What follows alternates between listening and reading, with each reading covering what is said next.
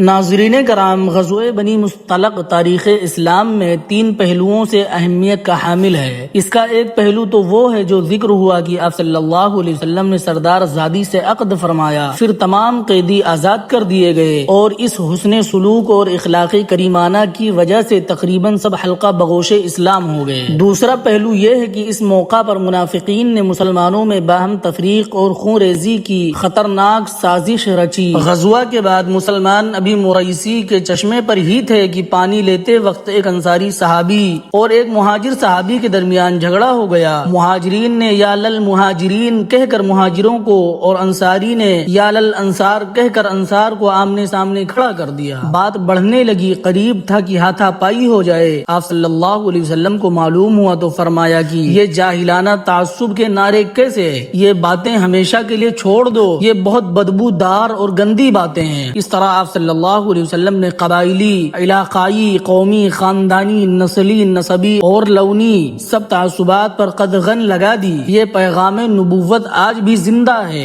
تا قیامت زندہ رہے گا، اور تعصبات کے منحوس سائے میں جینے والوں کو سبق دے رہا ہے۔ یہ واقعہ منافقوں کو معلوم ہوا تو رئیس المنافقین عبداللہ بن ابی نے اپنے لوگوں کو شہ دی اور کہا، ان مہاجرین کی یہ ہمت ہماری وجہ سے مضبوط ہوئے اور ہم کو آنکھیں دکھا رہے ہیں۔ یہ تو ایسا ہوا کہ اپنے کتے کو کھلا پلا کر موٹا کرو تاکہ وہ تم کو ہی کھا جائے۔ خدا کی قسم جب ہم مدینہ واپس پہنچیں گے تو ہم ان سے عزت والا ذلت والے یعنی حضور صلی اللہ علیہ وسلم اور صحابہ کو نکال باہر کرے گا۔ یہ باتیں کمسن صحابی حضرت زید بن ارقم نے سن لی۔ آپ صلی اللہ علیہ وسلم کو بتایا۔ حضرت عمر نے عرض کیا کہ اس منافق کو قتل کرا دیجئے۔ آپ صلی اللہ علیہ وسلم نے ٹال دیا۔ واپسی کا سفر شروع ہو گیا۔ عبداللہ بن ابی کو پتا چلا کہ اس کی باتیں آپ صلی اللہ علیہ وسلم کو پتہ چل گئی ہیں۔ وہ آیا اور کہنے لگا کہ زید بن ارقم نے آپ صلی اللہ علیہ وسلم تک غلط خبر پہنچائی ہے، میں نے کچھ نہیں کہا ہے۔ بہت سے لوگ کہنے لگے کہ زید کمسن ہے، ان سے سننے اور سمجھنے میں غلطی ہو گئی ہوگی۔ آپ صلی اللہ علیہ وسلم واپسی کے سفر میں اونٹ پر سوار ہیں۔ خلاف معمول قافلہ پوری رات اور پورا دن چلتا رہا۔ دوسرے دن دوپہر میں آرام کی اجازت ملتی ہے۔ پھر اسی موقع پر سورہ منافقون نازل ہوئی۔ عبداللہ بن ابی کے خبیثانہ بیان کو اللہ نے ریکارڈ کر دیا اور پھر فیصلہ فرما دیا۔ یہ منافق کہتے ہیں اگر ہم مدینہ کو لوٹ کر جائیں گے تو جو عزت والا ہے وہ وہاں سے ذلت والے کو نکال باہر کرے گا، حالانکہ عزت تو اللہ ہی کو حاصل ہے اور اس کے رسول کو اور ایمان والوں کو، لیکن منافق لوگ نہیں جانتے۔ آپ صلی اللہ علیہ وسلم نے فرمایا کہ اللہ نے زید بن ارقم کی موافقت فرمائی ہے۔ اس طرح حق واضح ہو کر رہا۔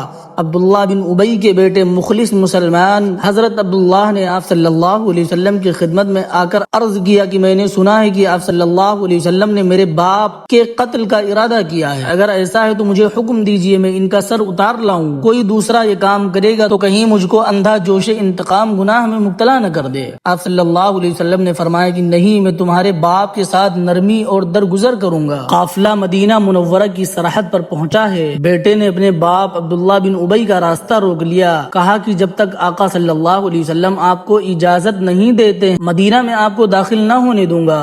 آپ اپنی زبان سے اقرار کیجئے کہ محمد صلی اللہ علیہ وسلم تمام انسانوں میں سب سے معزز اور آپ سب سے ذلیل ہیں۔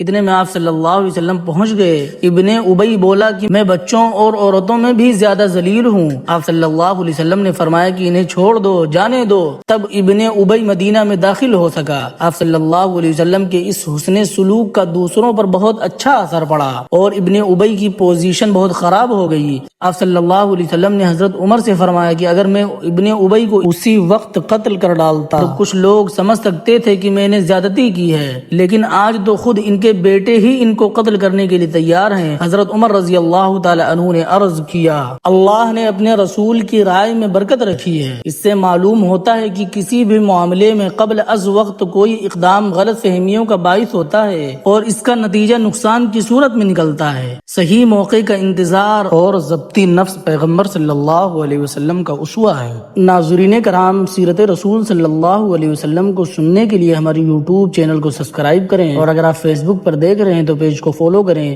اس ویڈیو کو صدقہ جاریہ سمجھ کر زیادہ سے زیادہ شیئر کریں۔ جزاکم اللہ خیرہ۔